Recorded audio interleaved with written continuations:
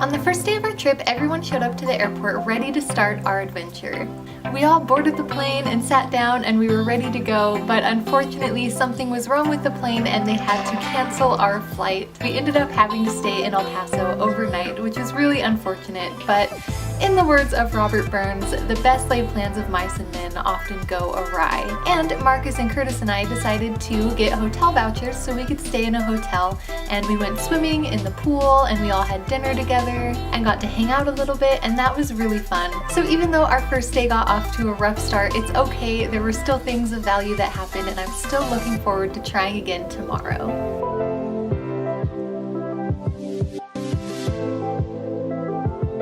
On day 2, we all woke up and went back to the airport to have breakfast together, which was really nice to get together as a group before we got back on the plane and started our adventure, for real this time.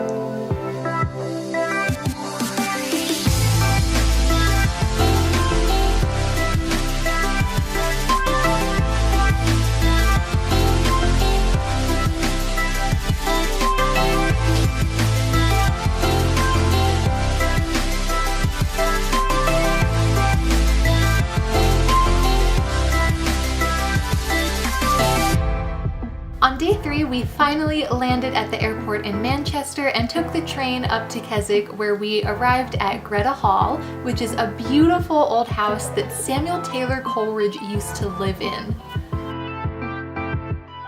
We pulled names out of a hat lottery style to decide who got what room, and then we all set off to explore the house and find our rooms.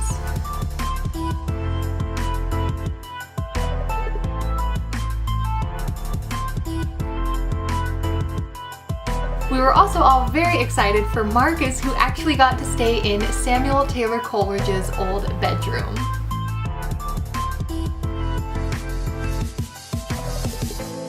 After settling in, we got a taste of the rainy British weather by taking a nice long walk to a beautiful restaurant that was right on the edge of Derwent Water, where the owners were so nice and gave us tons of pizza, and for dessert we even got to try ice cream that was locally made in the Lake District. And I thought that was a very great welcome to the area.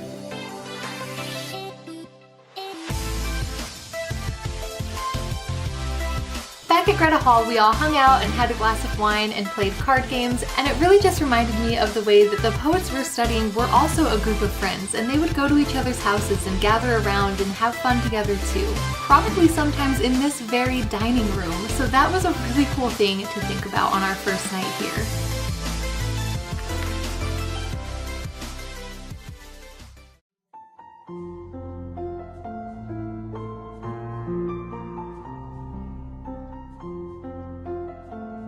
The next morning we all had breakfast together in Greta Hall's kitchen, and we were all super excited about the milk, which came from local dairy farms.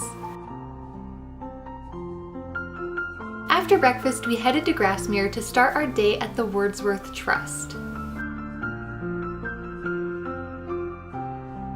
We learned the proper ways to handle old books and fragile manuscripts without harming them, and we also learned the importance of tea breaks. The Trust even treated us to some Grasmere gingerbread, which is a special recipe that is only made in one place in the entire world, here in Grasmere.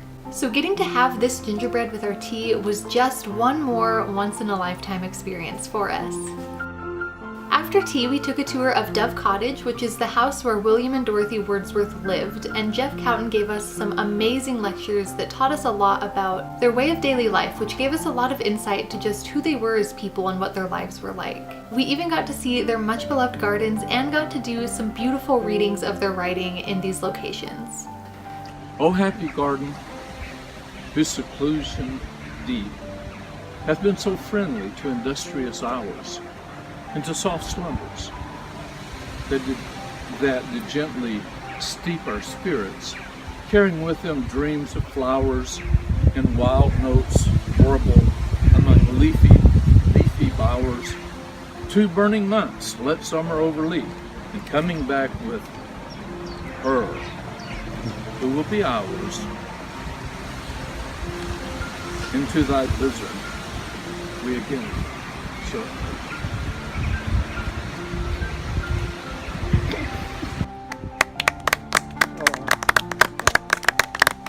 It seemed more sacred than I had ever seen it, and yet more alive to human life. The green fields, neighbors of the churchyard, were green as possible, and with the brightness of the sunshine looked quite gay. I thought she was going to a quiet spot, and I could not help weeping very much. Jeff Cowton then took us into the forest to a little grove where Dorothy and Wordsworth and their brother John would all spend time together, and it was so special to them that they called it John's Grove for their brother. Here he instructed us to lie down on the ground and look up at the trees and sky, the same way that the Wordsworths did when they would come here. This was one of my favorite moments for the trip because for me it really brought to life the connection between ourselves and the nature around us and our connection with each other, which is the subject of so much of Wordsworth's poetry.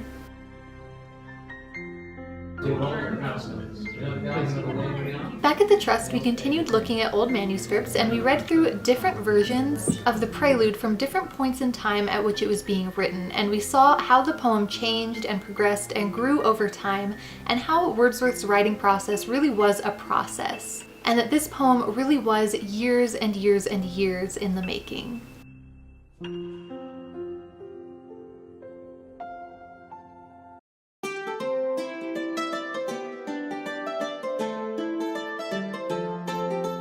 The next day at the Trust, we got to continue working with more old manuscripts, and we even got to look at original pages from Dorothy's journals and letters written between the Wordsworths and their family and friends.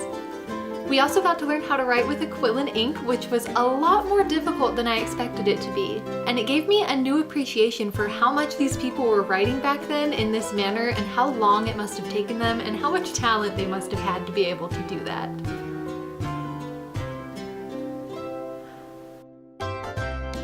Then, that evening was the summer solstice, and we decided to walk up to the Castle Rig Stone Circle, which is an old Druidic monument, and there were a lot of other people there celebrating the solstice too.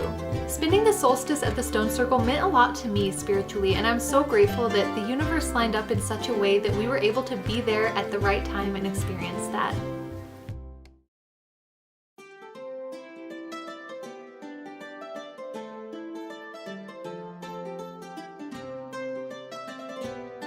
On Friday, we went to Hawkshead and saw the schoolhouse where William Wordsworth went to school as a child, and it was really interesting to get to see the type of environment that he was educated and brought up in.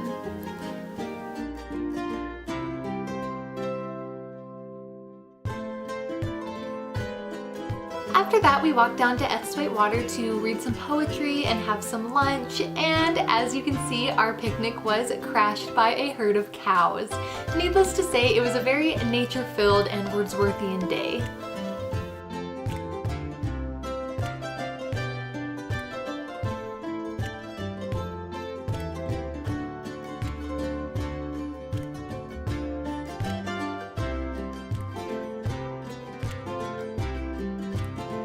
During our free time that afternoon, a group of us decided to go down to Derwentwater and rent some rowboats, and we rowed out to a little island on the lake and just spent the day with nature and with each other.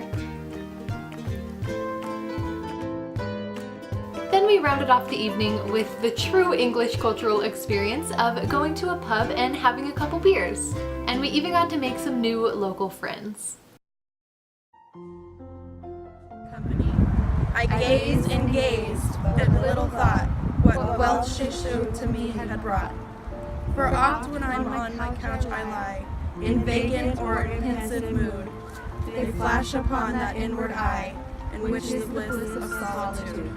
And then my heart with pleasure fills, and dances with the daffodils. The next morning, after a very personal and sentimental poetry reading by Ullswater, we went to see Force, which is a very beautiful waterfall.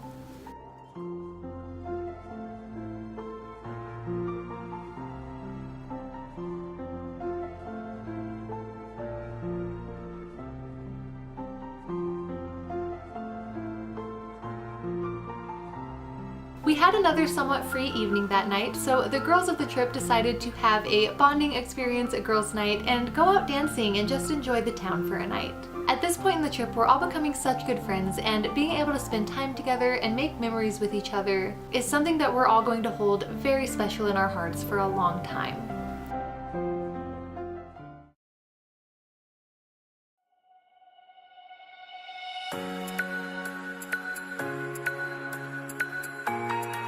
The next day we hiked to Dungeon Gill Force, which is the setting of a Wordsworth poem called The Idle Shepherd Boys. It was also the most physically demanding hike of the trip, but I really enjoyed it. I liked the challenge and I liked how wild and naturally beautiful everything was.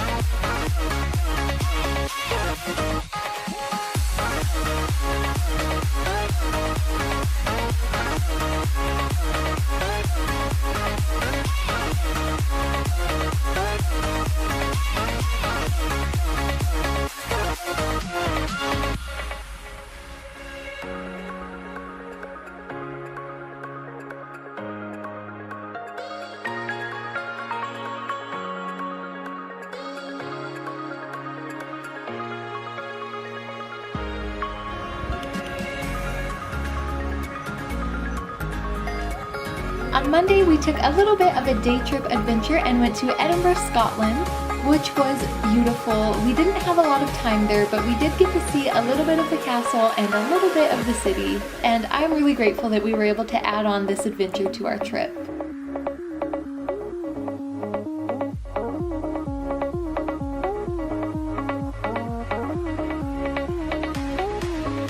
When we got home, we saw a theater production of Jeeves and Wooster, which was hilarious and a great way to end our night.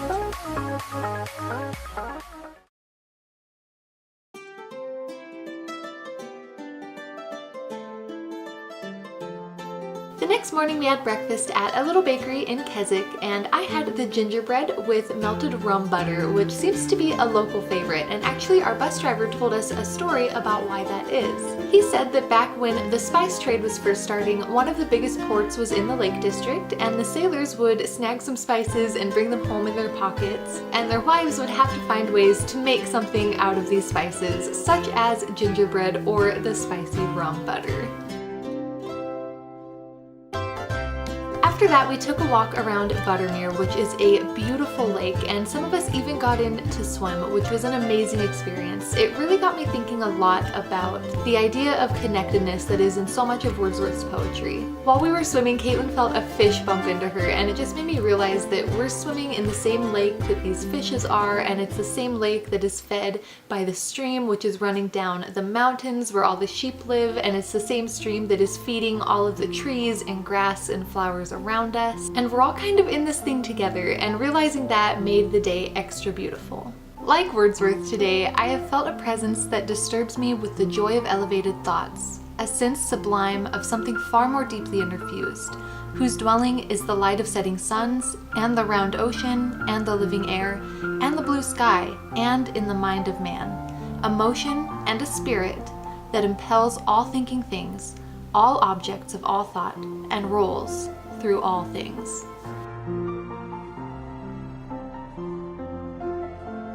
We spent Wednesday in Keswick together, just enjoying our last day in the Lake District. I think we all found a sense of connectedness here, and this is a place which now has memory attached to it. In Wordsworth's Guide to the Lake, he says that in human life, there are moments that are worth ages. And in the moments that we've had here together, we've created spots of time for ourselves that have impacted us and that we will remember for the rest of our lives.